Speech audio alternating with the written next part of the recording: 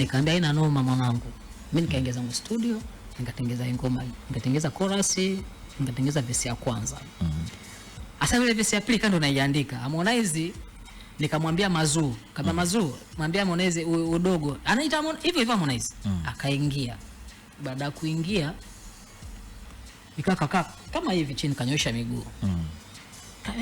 Kaenda pale verse ya pili ile nyimbo aliniandikia yeye. Na Harmonize. Unaelewa? Kusema basi haina noma. Tukawa washikaji. Walifanya kwa love yani kama brother. Kama brother. Nikasema haina noma. Nikawa ni mdogo wangu. Kwa hiyo tunaenda hivi, sometime moja na kujaga mimi kuna sample inaitwa Tandale. Kuna baa moja sihitaji kwa sababu pia yani ipo pale pale Tandale. Kwa hiyo niko kwa mwanangu wa Young Fresh. Wanangu wa Tandale ambao wanasikiza saizi hapa najua ni wanaelewa. Tandale oe. Anakuja pale brother hivi, ana nyimbo yake moja alikuwa anaimbaga donda kidonda changu kitachelewa. Demo ilikuwa mimi ndo nayo, nikamwambia ngoma hiti.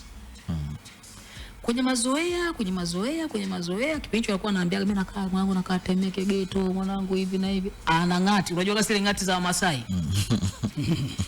Umeelewa? Alikuwa anapenda kuvaa vile. Lakini ukimwangalia hivi unamuona Diamond huyo hapa. Kwa nini? Kwa sababu unasikia kuniambia gari, mimi nakukubali sana kwa mimi nampenda sana Diamond mwanangu. Nikamwambia sure Nikamuuliza swali moja. Si ukutana na Diamond utafanyaje? Ananiambia yani usiku brother. Sio itakuwaje? Nipo. Mimi tumekaa sehemu tumeagiza ubwabwa. Ubwabwa mambo yangu. Ubwabwa. Brother sio wewe nadhani si upajui kwa Mazuru. Kwa Mazuru unajua bana. Ukitoka hapa barabarani kwa hapa kuna kama baa, kuna mama anauza ubwabwa. Ndio tumekaa pale. Okay. Nikamwambia basi sawa. Nikikupa namba ya Diamond utafanyaje? Unajua yule jamaa yani yuko kama yani yuko hivi. Brother hivi nikamwambia basi poa, kesho nitakupa hiyo namba. Na mimi kuna namba hizi za mitandao miwili. Poa. Mimi nilivyo zangu nyumbani nilikuwa nakaa Kijitonyama hapo kwenye shule fulani hapa Salma Kikwete. Kwa mitaa ndo nakaa pale. Basi nimefika pale nikampigia Diamond nikaa mara kwanza, pili, ya tatu, baadaye nikakaa nikakuta message vipi kwema.